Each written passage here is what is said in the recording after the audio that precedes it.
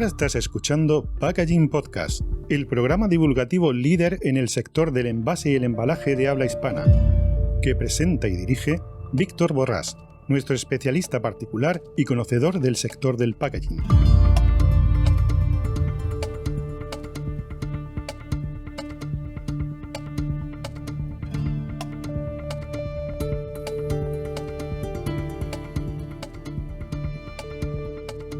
Hola queridos oyentes, ¿cómo estáis? Ya sabéis que todos los martes aquí fielmente estamos en Packaging Podcast, siempre contando alguna anécdota, algún tema de actualidad o alguna que otra reflexión. Y hoy tenemos con nosotros, como otras muchas ocasiones, a nuestro amigo Guillermo Dufran. Y hoy el tema que vamos a tratar, es cierto que ya lo hablamos en una anterior ocasión, pero la verdad es que el otro día tuve una conversación con Guillermo, me enseñó la presentación que hoy vais a ver y creo que es mucho más ejemplarificadora que lo que el otro día yo os comenté. Sobre todo porque además lo estamos grabando en vídeo y os animo a ir al canal de vídeo de Guillermo y de Packaging Podcast, donde vais a poder ver una gran cantidad de información sobre el jaleo, y perdonadme que lo diga así, en palabras llanas, que existe sobre el tema de los iconos, que yo en su día lo llamé infotoxificación en el packaging y Guillermo le ha llamado ecoglíficos. Yo creo que tanto un nombre como otro son súper descriptivos de lo que nos vamos a encontrar. Hola Guillermo, ¿cómo estás? Hola Víctor, muy bien, muchas gracias por invitarme a otro episodio de tu podcast. Bueno Guillermo, hace unos días me comentaste que habías hecho una formación sobre este batiburrillo de iconos que aparecen en el sector del packaging y me gustaría que le contases a nuestros oyentes justamente eso, ¿no? Vamos a hacer una pequeña intro donde vamos a desplazarnos en el tiempo hacia épocas inmemorables que todos conocemos, que es el mundo de los jeroglíficos en Egipto, y a partir de ahí llegaremos hasta nuestros días viendo cómo todavía los jeroglíficos siguen existiendo. Sí, claro, exactamente. Cuando los invito a que cuando tomen un empaque, un envase, lo recorran y traten de ver la cantidad de símbolos y de iconografía que hay para contar distintos atributos que pueden ser del producto, pero mucho tiene que ver hoy en día con la relación con el impacto ambiental o el índice de ecologías que puede llegar a tener ese envase. Si pensamos en los jeroglíficos, era un sistema gráfico visual, ¿no? Que uno lo ve y son formas que puede reconocer como elementos cotidianos, ¿no? Un pájaro, una ánfora, una serpiente, una persona. Pero claramente para los egipcios tenían un significado en particular, ¿no? Les ayudaba a contar historias. Y esos jeroglíficos, para la sociedad moderna que los descubrió, eran una incógnita. Y se descubrieron gracias a una piedra, no sé si conocen la historia, pero es muy interesante, la piedra de la Roseta, que durante las expediciones de Napoleón en Egipto en 1799 la encontraron justamente en una localidad que se llama, cerca de una localidad que se llama Roseta, donde había un escrito, digamos, sobre piedra, tallado en piedra, en 3 distintos idiomas o lenguajes gráficos, ¿no? Uno de ellos eran los jeroglíficos, y los otros 2 eran otras lenguas de las cuales se conocía solamente una. O sea que gracias al conocimiento de una de esas lenguas se decodificó la segunda y gracias a esa decodificación de la segunda se lograron decodificar los jeroglíficos para entender qué representaban. Ahora, cuando un consumidor se enfrenta a un empaque y recibe una cantidad de información visual y gráfica descomunal diciendo que el producto es biodegradable, que la botella es reciclable, que el envase está basado en fuentes renovables, que puede ser compostado o que es una empresa que tiene responsabilidad social o que es un producto hecho con amor y dedicación. O sea, hay la cantidad de cosas que tienen esa pieza gráfica. El consumidor no tiene la piedra de la Roseta para decodificar toda esa cantidad de símbolos que hay dando vueltas por un envase, ¿no? Entonces A mí me gustaría añadir, sí. Guillermo, que como bien has dicho, los jeroglíficos, la piedra roseta, estaba destinada, es verdad que para unos pocos, pero estaba Ajá. destinada para documentar y dar a conocer, ¿no? Para dar información y transmitirla. En cierta manera, era para contar una historia, ¿no? Y Ujú. aquí, en esa botella, nos muestras, en realidad no está, pretende contar una historia, pero hay tantas historias mezcladas que no sabemos qué nos está contando. Con lo Bueno. que esa experiencia del usuario, ¿no? Diciendo, bueno, estoy con la intención, ¿no? Siempre las empresas productoras o transformadoras tienen la voluntad de intentar transmitir todas las bondades, ¿no? Del producto, pero muchas veces se olvida de que realmente esa información la recibe personas que no tienen esa cualificación y Ujú. que en realidad lo único que quieren es saber si el producto que están comprando es lo que es. Y a Ujú. lo mejor con menos iconografía pues pueden recibir exactamente la misma información e incluso Ujú. más rápidamente, porque yo estoy viendo esa imagen que nos está mostrando y queridos oyentes, para aquellos que nos estén simplemente escuchando, esto es una botella del grupo Danone, eh, que me estuvo contando antes Guillermo, que proviene de Suiza, y os puedo decir que no hay manera de tener una visión clara de lo que nos quiere transmitir. Porque tenemos, por un lado, el código de barras, 2 veces que es un producto ecológico, 4 veces que es un producto reciclado, y cada uno con un símbolo completamente distinto. Ya sin contar, que es lo que en el capítulo anterior os decía, la información obligatoria que exige ya la normativa europea para describir el producto, ¿no? Y estamos viendo aquí una cantidad de información a través de iconos que Ujú. la verdad es que al final lo que sucede es que el consumidor ni lo lee, con lo que la función que debería tener ya no la ejecuta. Ujú. Tal cual, tal cual. E incluso, o sea, hay mucha información, pero no hay ninguna instrucción, ¿no? Porque si uno quiere enfocar el fin de ciclo adecuado para el cual fue pensado y diseñado el envase, debería dar una instrucción, no simplemente informaciones que suenan lindo. Acá hay por lo menos, estaba contando, hay 10 cápsulas de información distinta, que hay 3 o 4 que son prácticamente lo mismo, pero no hay ninguna instrucción, qué se debe hacer. Y ahí es donde aparecieron, digamos, sobre todo en los años 70, ¿no? Aparecieron estos símbolos como del hombrecito tirando basura al cesto, o la cinta de Moebius con las 3 líneas que representan el reciclaje, y son incitaciones, ¿no? A conductas o a indicaciones de que el producto es reciclable o que debe ser tirado en un cesto para que no esté dando vuelta en el medio ambiente, ¿no? Hoy en día ya estamos pensando, bueno, no solo hay que tirarlo en el cesto, sino que hay que tirarlo en el cesto adecuado, en el verde, en el amarillo, en el marrón, ¿no? O sea, en el diferenciado, con lo cual no solo decir que tirar la basura en el cesto es lo correcto, sino en cuál de todos.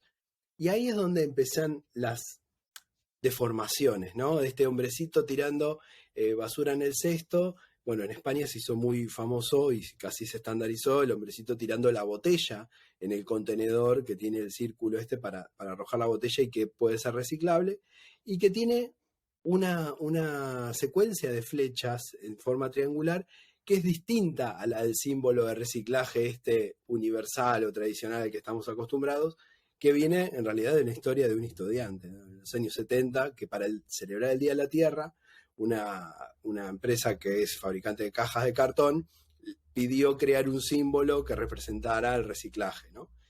Ese símbolo ganó tanta popularidad y se hizo tan famoso que todo el mundo lo puede, digamos, dibujar o descargar y aplicar sin ningún tipo de regulación ni control. O sea, cualquiera le puede poner ese símbolo a cualquier cosa sin que necesariamente sea reciclable el producto, ¿no? Pero todos lo entendemos como que es así. Ese se adoptó como un símbolo universal.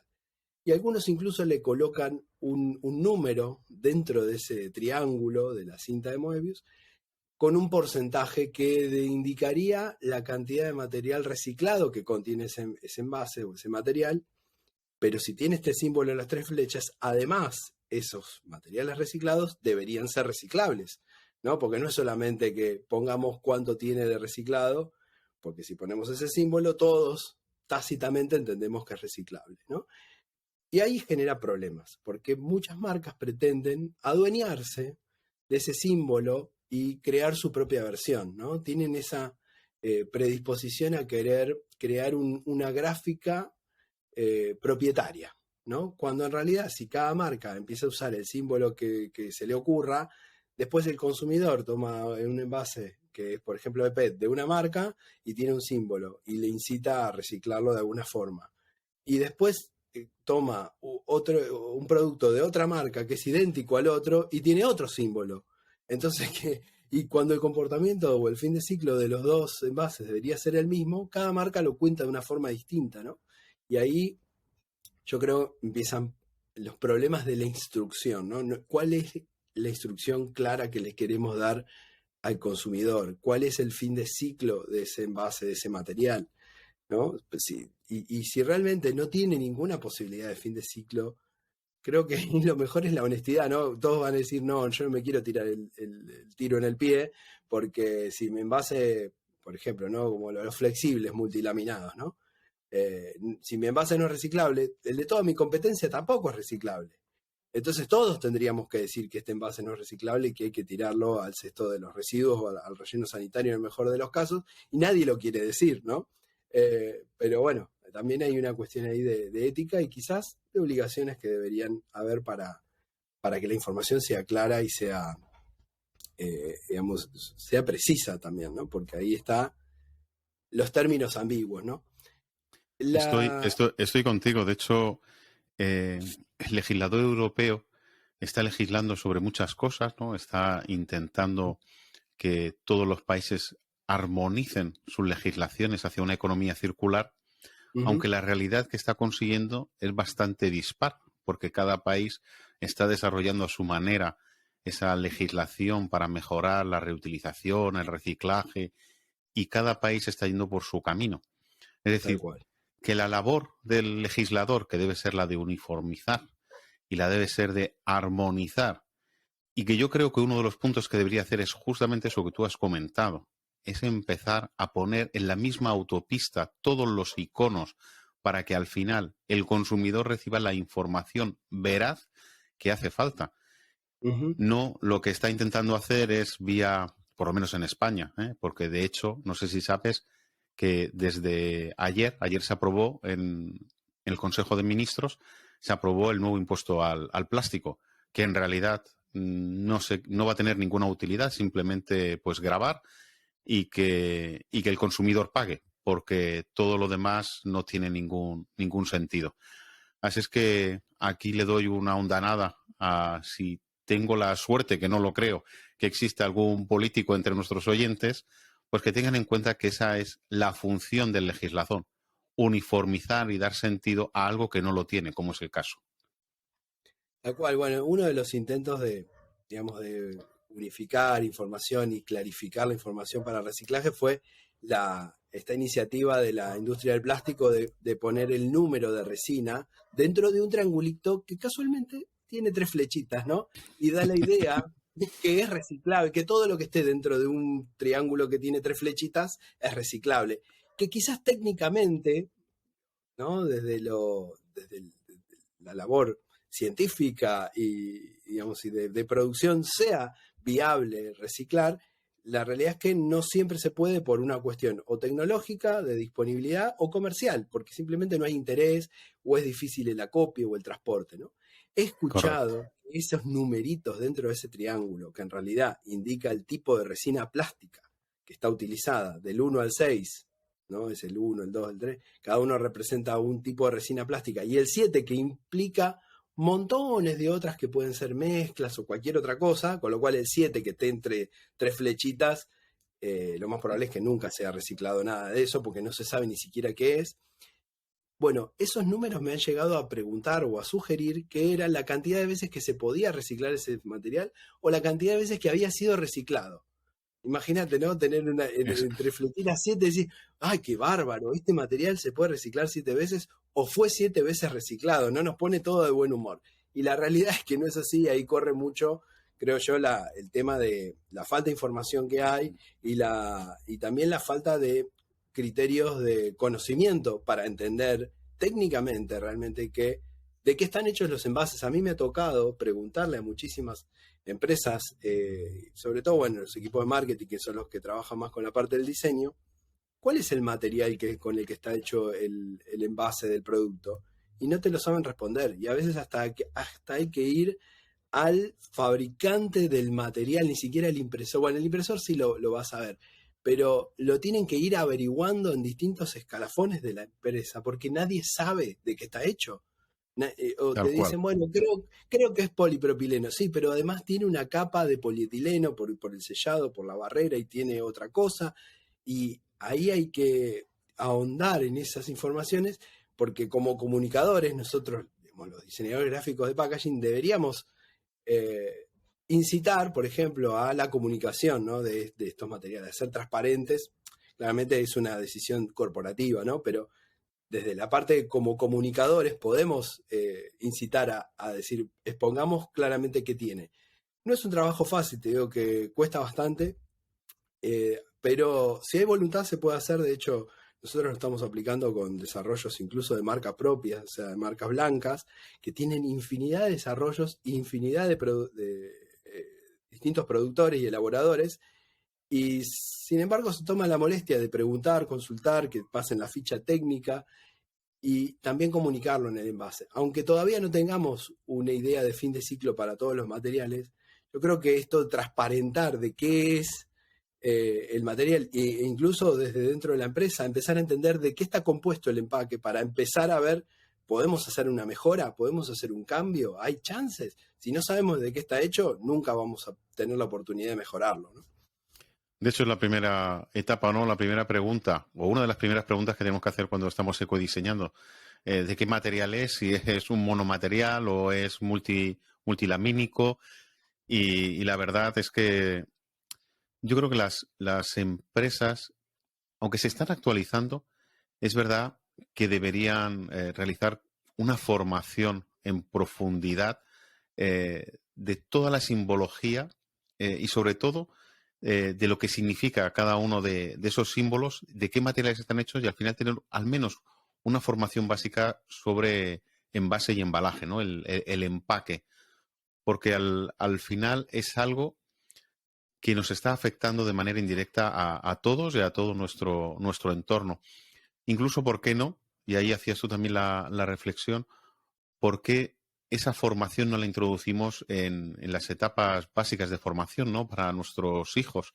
No simplemente alguna formación que se está haciendo por parte de algunos colegios, no por todos, en donde hablan de reciclaje y su formación básica se centra simplemente en si esto se tira en un cubo o se tira en otro.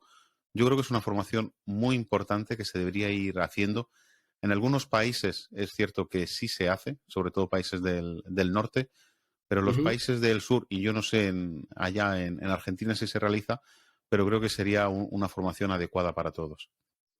Sí, seguro. Yo creo que es parte fundamental eh, el hecho del conocimiento, ¿no? De difundir el conocimiento y la uniformidad o la unificación, ¿no? De símbolos y de criterios, como de alguna forma lo tratan de hacer las certificaciones, ¿no? Las certificaciones buscan estandarizar y controlar el origen de la materia prima o cómo se produce o cómo se fabrica cierto producto o alimento. A veces tiene que ver con los ingredientes de lo que está dentro del envase, y a veces tiene que ver con lo que está fabricado el envase, de dónde proviene o cómo está gestionado.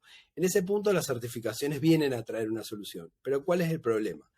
Que hay montones de certificaciones distintas y que cambian de acuerdo a los países, y es lógico porque son emprendimientos en general privados, pueden ser estas ONG, pero son locales, ¿no? Tienen como esa injerencia local, aunque algunas han extendido a nivel internacional, como FSC o la BPFC o, bueno, o la certificación de agricultura biológica de la Comunidad Europea, que abarca varios países. Pero, ¿qué pasa? Si uno no paga, ¿no? Y hay una barrera económica o también de regional, si uno no paga, no puede obtener la certificación y tener el icono, y en ese sentido está limitado a lo que también conozcan los mismos consumidores. Hay un caso muy particular, vamos a saltar este, hay un caso muy particular que es el del punto verde, ese circulito que tiene dos flechas, ¿no? Dos flechas verdes, una que va para un lado, una que va para el otro, que ese punto verde es una marca registrada que tiene presencia en muchos países de Europa, y que ese sello en realidad lo que significa es que el fabricante paga una contribución para que el Estado financie la recogida, clasificación y recuperación de envases en general.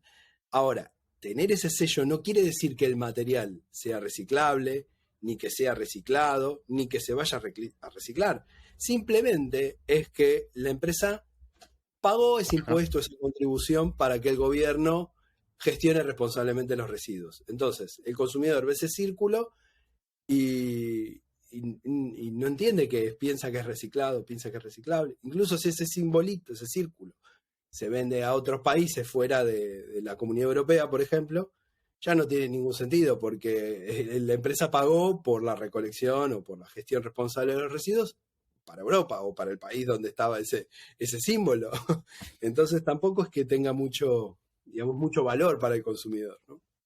Sobre todo si eres una empresa exportadora y estás exportando a medio mundo, pues la verdad, ese símbolo simplemente se queda para nuestra región, ¿no? Me refiero a región, a nuestra comunidad económica europea.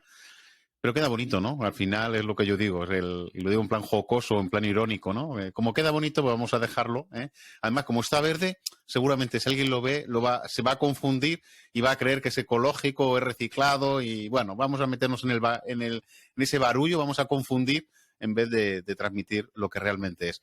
Es cierto que luego las empresas, y no es tan fácil, ¿no? Cuando tú eres una empresa exportadora y tienes que poner los iconos, hay algunos que te obligan por tu legislación local y cuando te vas a exportar es otra. Y para cada uno de los casos, pues necesitas imprimir distintos tipos de packaging o distintos tipos de acabado, ¿no? A lo mejor el material es el mismo, pero la impresión exterior es distinta. Y eso hace que los costos pues sean realmente altos.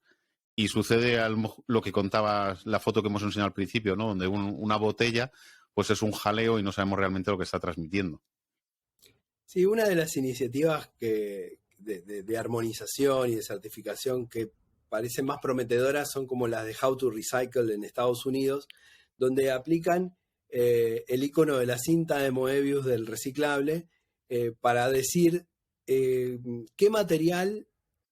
para identificar cada material, tanto del producto como del envase, si es reciclable o no es reciclable y qué tipo de material es. Por ejemplo, ponen, la caja es de papel y es reciclable.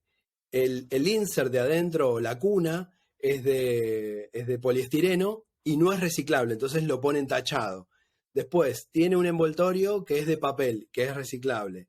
Después que tiene un recubrimiento de una bolsa plástica que es reciclable, pero solamente por ejemplo, en los buzones que hay en las tiendas donde el consumidor puede ir y depositar ese material plástico. Entonces, de esa forma, la caja, el envase, tiene distintos iconos que van indicando qué parte de ese envase y de ese producto son reciclables, no son reciclables y le dan información valiosa e instrucción al consumidor.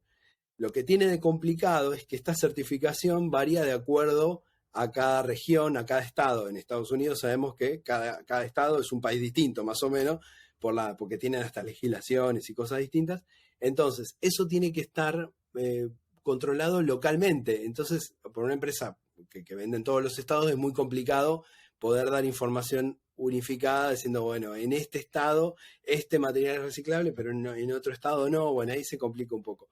Pero sí me parece bien la idea de la instrucción, de darle información. Primero decirle al consumidor qué tipo de material es cada parte del envase. Por ejemplo, la tapa es de tal material, la etiqueta es de tal otro, el frasco es de vidrio, la botella es de PET, pero la etiqueta es de polietileno o de polipropileno, y el tapón es de polietileno de alta densidad. Entonces, y a este se recicla junto con este se tira a la basura porque no se puede hacer nada. Bueno, toda esa información creo que es valiosa también. Esto no es, los de How to Recycle en Estados Unidos no son los únicos, ¿no? La OPRL en Reino Unido también creó un sistema muchísimo más simple. O es reciclable o no es reciclable. Si es reciclable, quiere decir que el 75% o más de los municipios lo recogen y lo reciclan. Y si no es reciclable, es que menos del 50% lo hacen. Lo hicieron como mucho más básico y simple. Lo que tiene de malo, digamos, es que el envase dice, ¿es reciclable o no es reciclable? Y se refiere a todo el envase, por más que esté compuesto por distintos tipos de materiales, ¿no? Y también hay uno en Australia, del APCO, que es bastante parecido al de How to Recycle en Estados Unidos, que también dice, la caja es de cartón y es reciclable. La bandejita, por ejemplo, es de PET y tendrías que chequear localmente si es reciclable. No sé, el envoltorio no es reciclable, va a la basura. Entonces sí hay instrucciones claras, información precisa sobre lo que es y lo que no es reciclable, pero claro, tiene que estar chequeado localmente y, digamos, va a ir de acuerdo a cada región. Pero creo que esas son iniciativas interesantes, aunque, bueno, hay otras que preocupan un poco más, como el tema de la compostabilidad, porque pareciera que ya por decir compostable es como la solución mágica que hace que el packaging finalmente sea sostenible, ¿no? Decir, ay, qué bueno, que es compostable. Pues sabemos que hay distintas condiciones de compostabilidad y hay materiales que se comportan distinto por más que tengan la certificación, ¿no? Está lo compostable en condiciones industriales, anaeróbicas o aeróbicas, y lo compostable en el hogar de manera aeróbica, ¿no? Con otra temperatura, con otra humedad. Ahora, ¿es capaz de distinguir el consumidor el compostaje industrial del hogareño, o ve compostable y directamente lo tira a su compostera, o lo va a tirar al cesto marrón si es que tiene la posibilidad? Ahora, hay otra de las certificaciones de esta de compostable, que es, certifican que es compostable en entornos marinos, en el suelo o en el agua. Y de alguna forma, creo yo, están como habilitando la opción a, bueno, tirémoslo al mar, disolvámoslo en agua, y bueno, en total los pececitos se lo comen y les va a gustar, ¿no? O sea, creo que esas incitaciones a actuar libremente en el entorno natural me dan un poco de miedo, ¿no? Con lo cual... A mí también. De hecho, hay una cosa mucho más... muchas veces el legislador, en este caso las certificadoras, deberían de hacer hincapié y pensar en cómo funciona el cerebro humano. Fijar que en Europa uno de los grandísimos problemas que tiene el contenedor amarillo es su no identificación con el plástico, porque desde un inicio se inició la actividad de la separación por tipo de materiales. Primero se empezó, bueno, estaba el cubo genérico, ¿no?, que aquí en España es el verde. Luego surgió el de cristal para la retornabilidad de las botellas y sobre todo eran botellas, porque ahora ya la gente pues tira todo el cristal, ¿no? Y luego apareció el cartón prácticamente al mismo tiempo. Y claro, cuando apareció el amarillo, pues el cerebro humano, porque si tú le preguntas a la gente, normalmente te contesta que es para plástico. Hay otras que no, dicen, no, es que son envases, que son los que tienen una mayor preparación, o se han preocupado, o tienen una mayor preocupación por nuestro entorno. Pero a veces, cuando estamos haciendo todo este tipo de simbología, deberíamos de entender que el cerebro humano a veces es muy básico. Y entonces, si lo haces por colores, como están hechos los cubos y todo eso, ¿por qué no lo simplificas y le das instrucciones como está diciendo Guillermo? No habéis visto, pero os invito a que de aquí a unos días lo veáis en el canal de YouTube. La educación o la instrucción, como decía Guillermo, donde te están explicando cada uno de los materiales y la reciclabilidad o no de cada uno de ellos. Porque se pueden separar, no se pueden separar, se pueden arrojar. Y la verdad es que estaba muy bien. Pero como siempre, falta uniformidad. Y fijaros Estados Unidos, que le ocurre como Europa, ¿no? Al final es una federación de estados. Es verdad que hay una normativa única, pero es exactamente la misma problemática que tiene Europa, ¿no? Uh-huh. Y ahora nos está mostrando, Guillermo, deformaciones sobre todo lo que ha contado. Que lo digo en plan de risa, Guillermo, hay cosas monísimas, que veo que la creatividad del diseñador, pues decía, bueno, voy a ver cómo le doy ese tono verde, voy a poner aquí unas hojitas y voy a darle un diseño mucho más soft, o mucho más amigable, vamos a dejarlo ahí. Claro, porque yo creo que hay más buena intención que mala intención, ¿no? O sea, está claro. Todo el mundo tiene más ganas de que sucedan cosas, o que las cosas que quieren, que creen que son buenas, sean comunicadas, y te ponen dos manitos con dos hojitas, con un mundito con hojitas verdes, o con un simbolito que son 3 flechitas, pero cada flechita tiene una hojita en la punta. son todas cosas muy lindas, muy bonitas, pero ¿qué están diciendo? ¿No? O sea, ¿cuál es el beneficio? ¿Cuál es la instrucción? ¿Cuál es la indicación? O también empiezan a haber combinaciones, la cinta de Moebius, esta que indica la reciclabilidad, mezclada con los números de las resinas plásticas, cuando el número de las resinas plásticas va con 3 flechitas que son lineales. Después, por ejemplo, esto que digan, hecho con materiales reciclados y te pongan las 3 flechitas, pero me estás diciendo que además el material es reciclable o no, o las 3 hojitas que están indicando la biodegradabilidad, cuando sabemos que lo biodegradable en sí, ¿qué nos está diciendo? ¿Que lo tiremos al medio ambiente? ¿Que se va a biodegradar en dónde? ¿En cuánto tiempo? O sea, sabemos que la diferencia entre lo biodegradable y lo compostable es que el compostable tiene una ISO, una normativa que indica en cuánto tiempo se tiene que transformar en biomasa. En cambio, lo biodegradable puede ser en 10, en 5, en 500 años, no sabes, o sea, cualquier cosa que se deje al aire libre se va a biodegradar, hasta un tronco, pero no, quizás hasta ni en la vida humana alcanza para ver cuándo se biodegrada un tronco de un árbol caído. Entonces, ¿cuál es el sentido de decir que algo es biodegradable?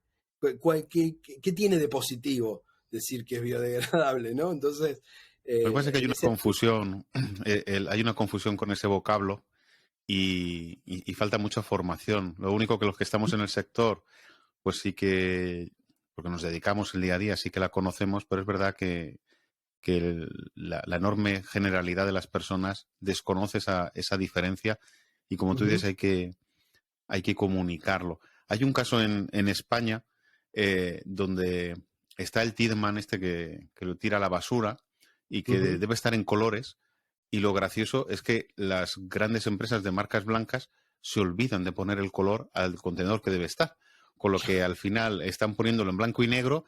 Además no ponen si es plástico, cartón o, bueno, se tiene que ir al contenedor amarillo, perdón. Ya, fíjate, hasta yo mismo me he confundido diciéndolo. Si debe estar al contenedor azul o al contenedor amarillo. Nada, simplemente ponen el Tiedemann ahí arrojándolo a un contenedor y se olvidan del color y de realmente el destino que va, con lo que ha quedado muy bonito, pero no sirve para nada. Y este sí que está muy bien. Claro, que vas a contar. De los colores, ¿no? Es importante porque los colores es un atajo a la comunicación bastante eficiente, ¿no? El tema es ese, si está unificado el criterio, como lo hicieron los países nórdicos de 2017, comenzó una iniciativa en Dinamarca y crear un sistema de iconos para materiales de todo tipo de productos, desde neumáticos hasta electrodomésticos y envases, ¿no? Ropa también, o sea, prendas de vestir. Y todo está codificado con una cromática específica para indicar en qué bote, en qué cesto hay que arrojarlo. Y eso estaría armonizado para Suecia, Noruega, Islandia, Finlandia. Con lo cual, eso tiene una sensación de uniformidad y de criterio mucho más consistente, ¿no? Y con mayor utilidad, mayor finalidad, porque al final con colores identificamos rápidamente qué tipo de material es y a qué cesto va, porque el cesto tiene el mismo color y el mismo icono. Entonces, de esa forma creamos un vínculo mucho más directo y no tanta intelectualización del material. Este material está compuesto por silicona y esto, y el consumidor le explota la cabeza. O sea, decime a dónde lo tengo que tirar y ya, ¿no? Y con un color, listo, lo solucionamos. Con lo cual creo que es una invitación a la reflexión, ¿no? De esto de la armonización y además que sea un sistema abierto para todos, que el peligro que no sea licenciado es que cualquiera hace cualquier cosa, ¿no? Que cualquiera puede poner. Pero lo bueno es que sea un sistema abierto, como el open source, ¿no? Es que está abierto a toda la comunidad y es para todos y no es solo para los que lo quieren pagar, y que otra empresa haga otra certificación con otros códigos, con otro lenguaje y sean distintos, ¿no? Porque claro, cada una va a tener su negocio y si querés tener esa certificación le tenés que pagar. Entonces creo que es una iniciativa interesante, ¿no? Y que tiene mucho más en cuenta el tema del impacto social y ambiental y económico todo junto, ¿no? Como se debe pensar el futuro sostenible sobre esos 3 pilares, ¿no? Está clarísimo. De hecho, además es una iniciativa muy, muy chula. Volviendo al aquí, inicio, ¿no? Como decíamos, ¿no? Los invito a que tomen un envase que tengan a mano y lo den vuelta, lo recorran y tratar de ver si hay información clara, identificable, ¿no? Como en el ejemplo que contaba de la botellita. Me la trajeron justamente de Suiza diciendo, mira la cantidad de cosas, ¿qué es esto? ¿Qué es lo otro? Y cuando lo empecé a investigar, dije, wow, qué cantidad de información que tiene, incluso información duplicada, representada de distintas formas, la misma información, pero de distintas maneras visualmente. Con lo cual creo que al contrario de lo que podría pensar la empresa diciendo, vamos a comunicar todo lo bueno que estamos haciendo, en realidad están generando una confusión terrible y una sobreinformación que lo más probable es que el consumidor se estrese, ni lo mire, no entienda nada de lo que le están diciendo, o se quede con una sensación, bueno, acá comunican un montón de cosas, pero la verdad que no entiendo nada. Así que creo que desde las empresas también hay que empezarlo a tener en cuenta como un punto clave, el de la comunicación y la instrucción clara al consumidor, y no solamente llenarse la boca con todas las cosas buenas que pueden estar haciendo, y no lo dudo que haya la mejor buena voluntad en todo, en querer hacer las cosas bien, en querer desear tener mejores características, mejores prácticas, no lo dudo en lo más mínimo, pero sí que haya un criterio y una sinceridad y una claridad en la comunicación hacia los consumidores. pues yo creo que con estas últimas palabras es el final perfecto del capítulo de hoy. Y de hecho, yo os animo, queridos oyentes, y tanto de Guillermo como los nuestros, como los míos, de que hagáis ese ejercicio que nos ha dicho Guillermo. Oye, coger un empaque, coger un envase, un embalaje e intentar identificar qué significa cada uno de los iconos. Y os animo a que lo compartáis con nosotros, porque veréis las situaciones divertidas, en sentido irónico, que surgen a la hora de interpretar cada uno de esos iconos. Así que os invito a que compartáis con nosotros todos esos iconos que vais encontrando y que veréis que si tenéis el día a día, ¿no? Cuando vamos a la compra y vamos a un supermercado y al lineal, pues simplemente con lo que nos llevamos a casa, hacerle una foto y dedicarle ahí 2 minutos y veréis la cantidad de información, entre comillas, evidentemente, que vais a recibir. Guillermo, muchísimas gracias, un muy fuerte abrazo y como siempre ya sabes que eres muy bienvenido aquí a nuestro canal.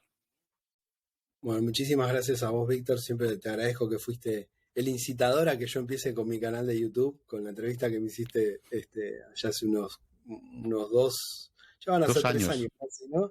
Sí, de cuando saqué el tercer libro, Packaging Storytelling, y después, bueno, Packaging para salvar el planeta, que ya que está, les invito a que si les interesa el tema del packaging y la sostenibilidad, en mi página dufranc.com.ar se pueden encontrar mis libros, y bueno, el último que fue Packaging para salvar el planeta, que fue el que dediqué, acá está, el que dediqué exclusivamente al tema de la sostenibilidad del envase, para, bueno, plantear todas estas cuestiones, estas problemáticas que a mí me empezaban a preocupar, y cómo la responsabilidad de todos, de las empresas, de los gobiernos, de los consumidores, es, digamos, un trabajo en conjunto, que no tiene un camino único, ni tiene fin, es un camino de toda la vida, pero creo yo estamos en una etapa donde hay un despertar de la conciencia, y creo que hay un cambio de paradigma de hacia dónde va la industria, no solo la industria del empaque, sino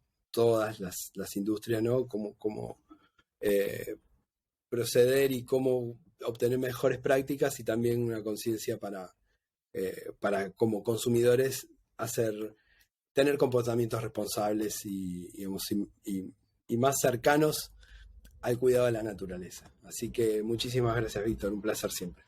Gracias a ti y como siempre, queridos oyentes, nos oímos el próximo martes y ya desde hace ya más de 3 años. Un fuerte abrazo y cuidaros, pasar muy buena semana. Hasta luego.